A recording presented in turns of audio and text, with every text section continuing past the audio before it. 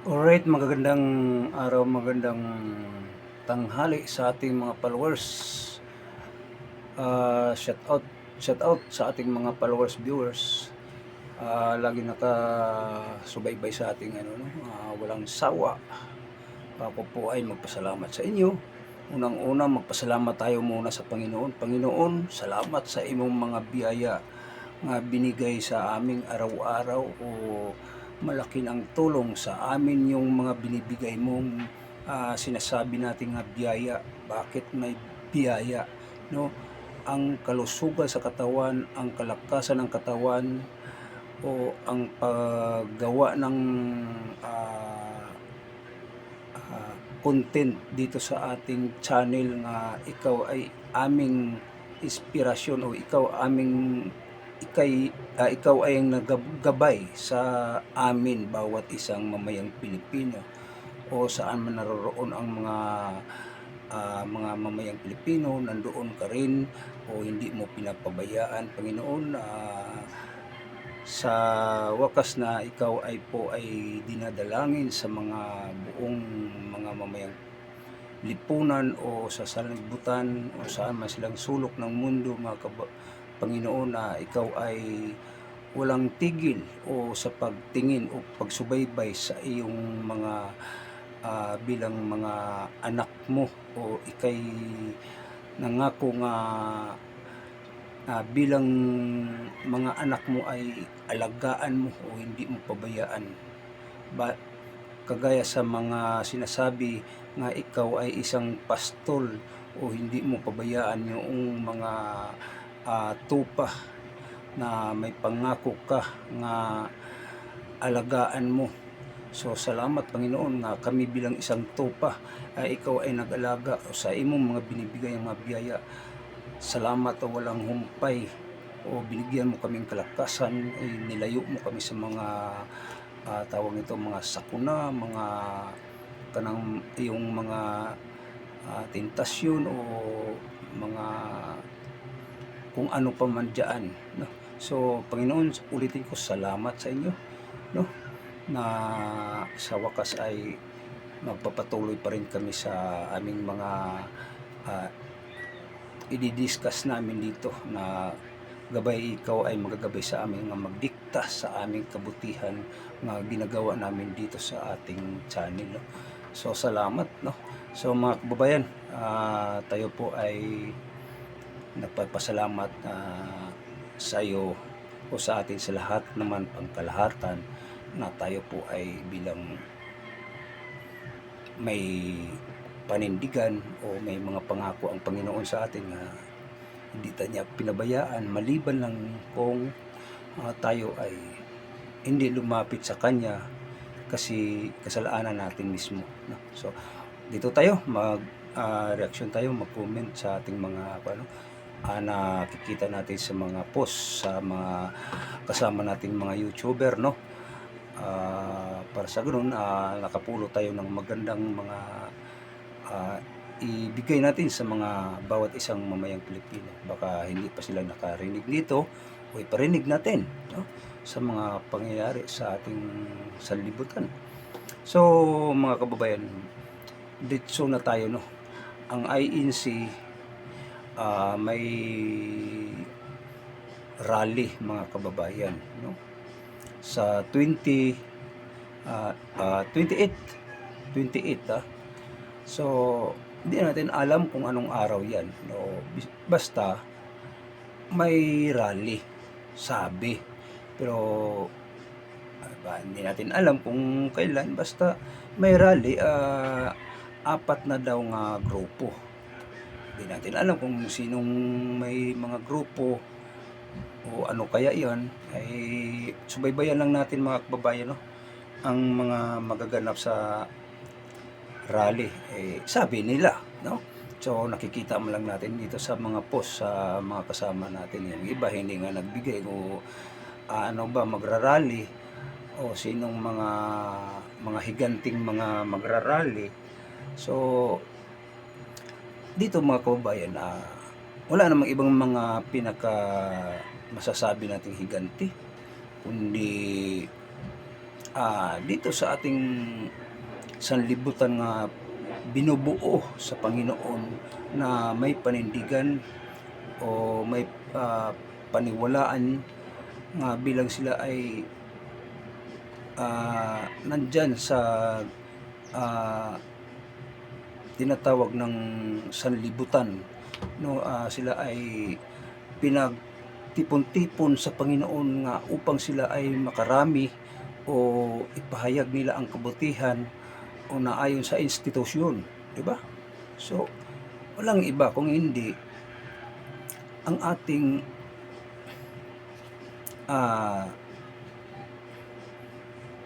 tinatawag nating na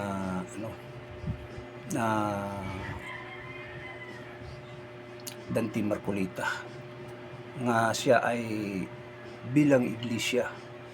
So ang iglesia mga kapabayan, no, dili talaga yan di mo madali, di mo maano yan, tawag ito, ma-down. Bakit? Kasi nagkakaisa ang mga iglesia, mga kababayan. Di mo ma-down yung mga iglesia, no? Kasi bakit di ko nalalaman, mga kababayan, kahit di ko iglesia? Kaya ang aking magulang, mga kapatid, buhay pa yun. Iglesia yun. Iglesia yun. Inaalalayan yung magulang ko sa iglesia. Inalagaan nila ang aking magulang kahit wala ako doon. Pero nakapigback pa rin ako nga inaalagaan siya sa mga iglesia. Kasi bata pa ko nga, ay sabi ko sa iyo na bata pa ko naghanap buhay, wala ako mag-isti sa amin. No? Mag-isti lang ako, ganito. Nung malakas pang magulang ko noon. So ngayon, balik-balik tayo mga kababayan. Ang INC, iglesia. Kaya nga tinatawag na sa Panginoon mas sinasama-sama niya ang mga mamayang Pilipino nga nagliligtas. Kasi sabi ang Panginoon, may pangako ang Panginoon nga magligtas siya sa mga tinubos niya nga yung hindi ba na hindi direct po tayo dito hindi magtatraidor sa kanya, no? Nga paniwalaan nga ang mayroong Diyos o paniwalaan sa mga mamayang Pilipino nga ang Diyos na hindi makikita pero may pangako na sinasabi na ang Diyos ay ang tao may hangganan pero may binigay sa Panginoon nga kapag ikaw ay tinatawag na husgahan ng Panginoon, ang Panginoon may maghusga kapag ikaw ay hindi ka nag-traidor o nangako ka sa Panginoon nga ay may panindigan ka rin nga ginagawa mo para sa Panginoon. Ang kasabihan nila ay mayroon kang sa langit, mayroon kang bahay nga walang walang kamatayan. Puro kaligayahan, masayang-masaya ka. No? Masayang-masaya ka, kababayan, dahil sa mga pangako sa Panginoon. So, ang iba magsasabi nga di maniwala ba, hindi dami na kunong nangamatay ng mga tao, wala mang bumalik na Panginoon, walang nagpapakita o walang walang bumalik na tao nga dapat magsabi ganito nga masarap ang langit, may pangalawang buhay nga walang hanggan, walang nagbalik. Pero totoo mga kababayan, pag ang Diyos ngayon ang maghahari sa puso mo o siya ang magdikta sa kaisipan mo, totoo yan mga kababayan. Basta may paniwala ka, may pagtiwala sa gingharian sa Diyos o sa ating Panginoon. Yun ang pinakamaganda. Nga sabi nga, mayroon siyang ibibigay nga gingharian nga walang kamatayan o para sa mga anak niya. Grabe. Mga pangako sa Panginoon nga di mo malimutan. Yun ang INC, Iglesia. Kasabi, tukurin niya ang Iglesia bilang simbahan sa mamayang Pilipino o Iglesia. Tukurin niya, tawagin ng Iglesia, magbuo siya ng tao, yung sumusunod na ayon sa Panginoon. Grabe, Panginoon. Kaya nga ang Iglesia, mga kababayan, di mo madali-dali, di mo di mo masisira. Kahit pa ang sugurin mo yan, di ka yan, mga kababayan. Kasi sabi nila, sugurin nila ang Central INC, di naman nila yan, no? Kasi alam naman ng mga mga iglesia nga pangatlo na pala yung hudyat, yung susugurin yung INC. Sa lamang pala hindi natutuloy, mayroon pang namamanhid ang paa, kung ano pang binatbat sa mga katawan. Yun ang ibig sabihin, ang simbahan ng Panginoon talagang may kapangyarihan, o ang Panginoon mismo nga doon nakaupo sa pinakasimbahan niya, pinakabahay niya, nga siya ay bilang isang binubuong bahay alampuanan ng Panginoon sa mga tao. So, grabe mga kababayan. Yun ang sinasabi nga kailang bagyo ng yung bahay yung simbahan ng iglesia, walang kahit bubong, walang natuklap. Totoo, walang natuklap dahil siyempre bahay ng Panginoon yan, alampuanan tawagin, dasalan na yan, di ba? Doon sila magtipon-tipon. Kaya nga walang kahit sinong kapanahonan pa ni Marcos, kung ano pa sa una pang mga sinauna pang tao, sa mga mga ibang lahi pala, ay namumuuna yung mga iglesia.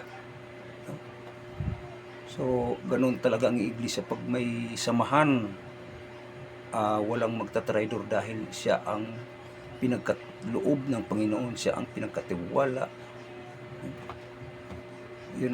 Yun ang mga papaniwala sa Panginoon, mga kababayan. Kasi ang iglesia ay tinutukod niya, sabi niya ang iglesia dahil para bahay ng alampuanan, dasalan sa Bisaya, simbahan.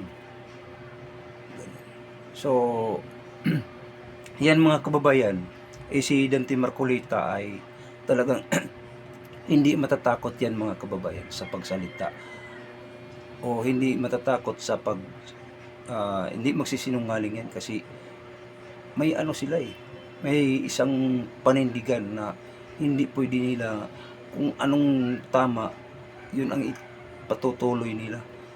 Pero kung ikay labag sa mali o maling hinapnan mo, talagang lalo ng mga tungkol sa mga flood control, nakawan sa mga pera ng mamayang Pilipino, ay nako po, kaya sila mga kababayan, nabuking na sila sa mga sinasaya ni Dante Marcolita.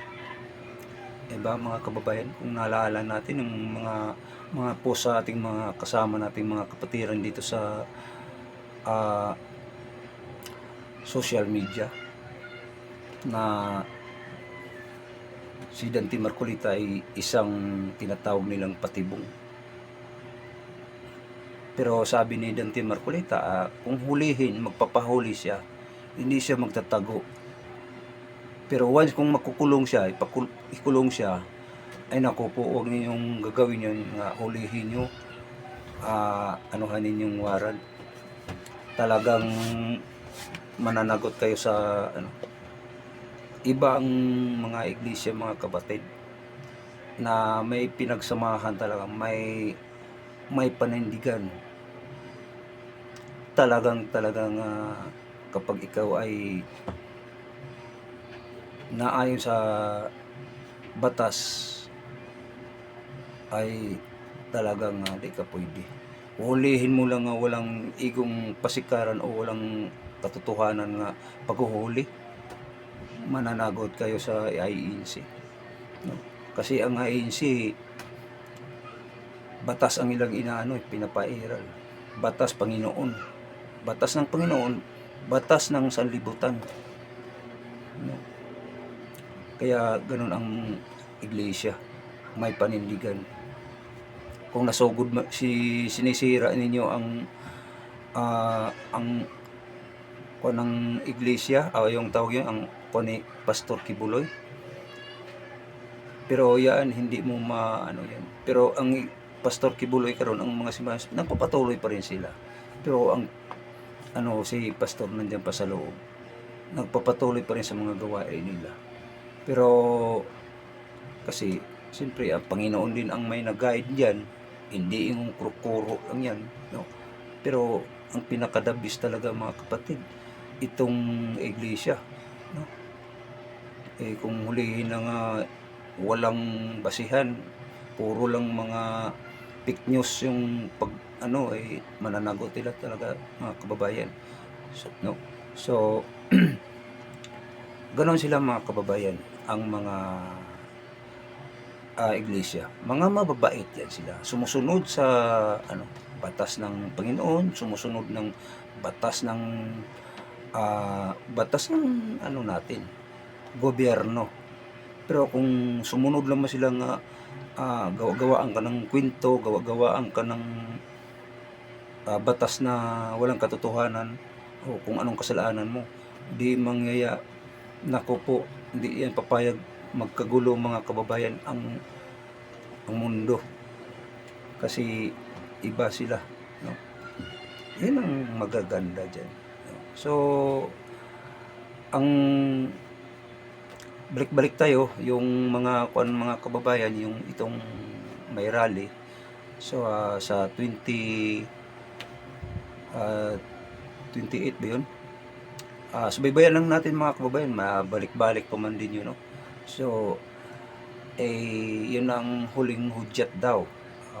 So subaybayan natin kung anong mangyayari, kasi pangalawa na yung